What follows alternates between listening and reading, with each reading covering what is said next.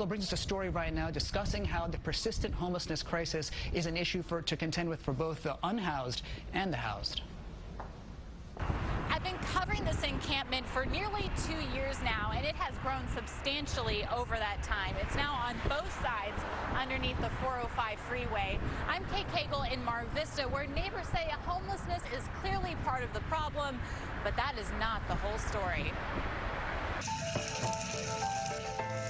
Fires, poverty, open drug use. These images could be from anywhere in California, but these are Diana Seeker's neighbors. I've seen an encampment man beating an encampment woman against the garage of the auto shop. I've seen people smoking meth and shooting heroin incessantly. I've seen drug deals, I've seen fighting, people threatening to shank one another. She started documenting the encampment by her home a few years ago, thinking she could work with the city or police to make it better. I've been reminded what an absolute nightmare it is for our unhoused brothers and sisters. They're living in the most abject conditions. The suffering is tremendous. Governor Newsom made homelessness his signature issue in 2020 at his State of the State address. Weeks later, the pandemic put a pin in any plans to shake up the system.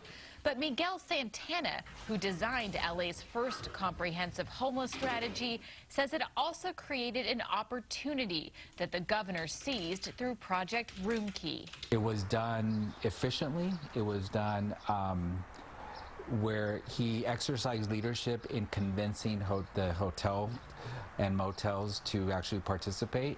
The state ended up with more than 16,000 hotel and motel rooms, housing 22,000 Californians.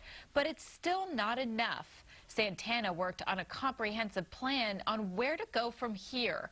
He says the state needs to centralize accountability on the homelessness crisis, decrease the cost and time it takes to build housing, and finally tackle mental health.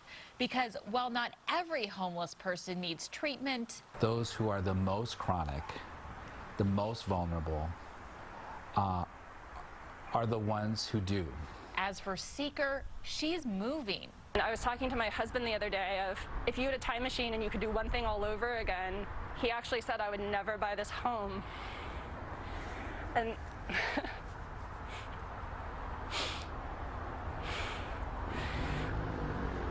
we thought that we were so lucky to be able to buy a home, especially on the west side of Los Angeles.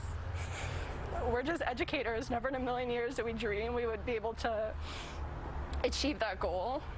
But never in our wildest dreams did we imagine that our dream home would just become a nightmare. She doesn't blame the unhoused. She blames a system without a safety net.